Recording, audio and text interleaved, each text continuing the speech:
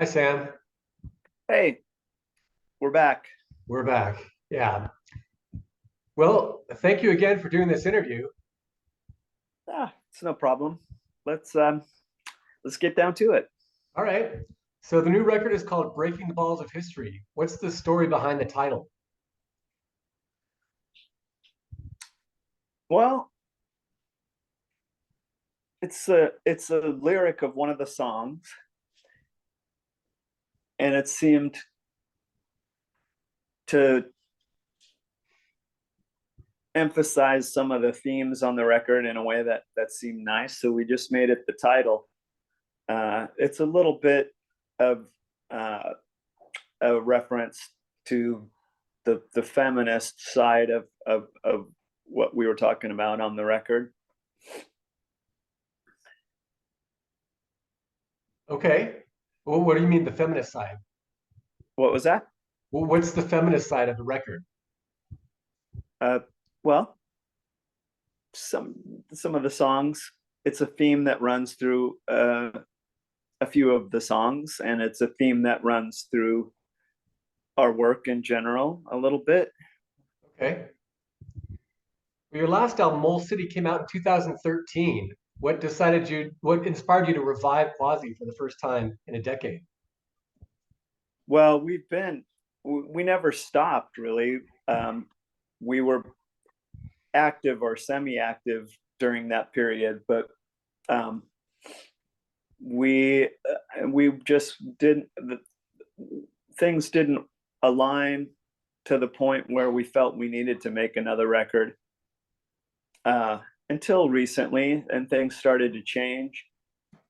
I think the change around 2016, the political climate sort of goaded us into trying to get back to work, and we could use our platform as a band uh, to do fundraising and things like that because we a lot of the things that we believed in seemed to be under attack at that time.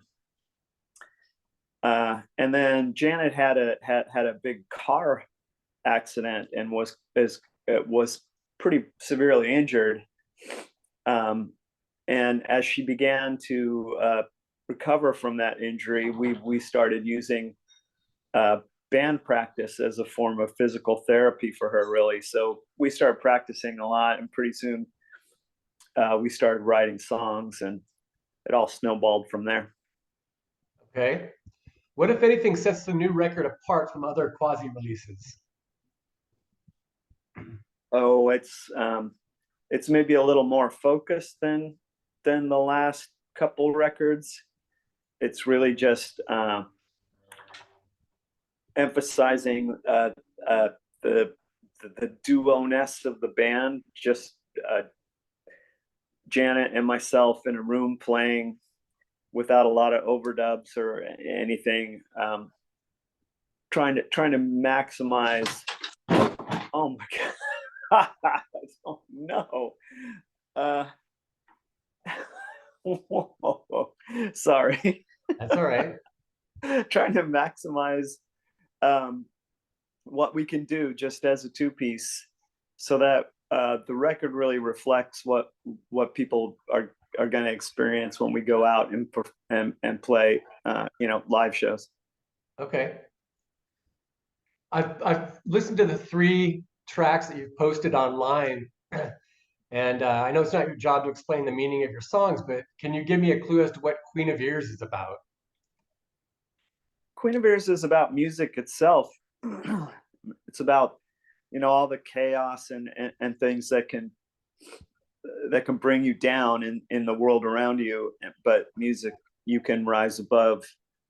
uh as you immerse yourself in the world of music, it helps you transcend the physical world around you. Okay. Does it complicate matters to be in a band with your ex-wife? No, that was a long time ago. I mean, early on it was complicated, but yeah, that water passed under the bridge many years ago. Okay.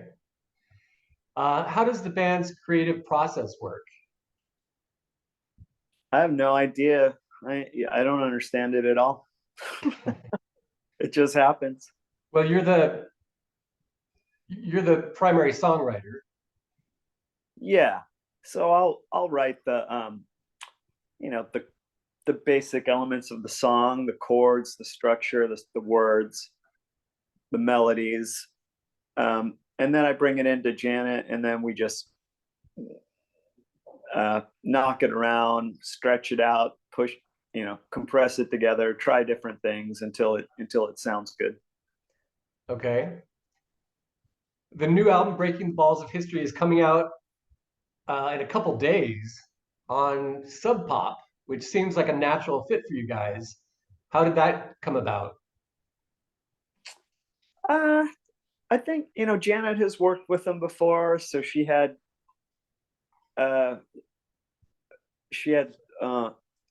I guess some contacts there, and also they had reissued some of our earlier albums, so we had a little bit of a history with them. So it was natural for us to, when we had some music together, just send it their way and say, what do you think? And they were interested. All right, great. When we spoke previously, you mentioned that you've had some experience with psychedelics. How have psychedelics impacted your life? I think actually psychedelics have played an important role. At the time that I began sort of more methodically and purposefully using them, uh, it was a very unsettled period in my life, like emotionally, also just physically. But it helped me, over time, get outside of my head, get over myself, and get over the ideas I had about who I thought I was supposed to be and what I thought I was supposed to do, and just open things up um, for different possibilities. And I think they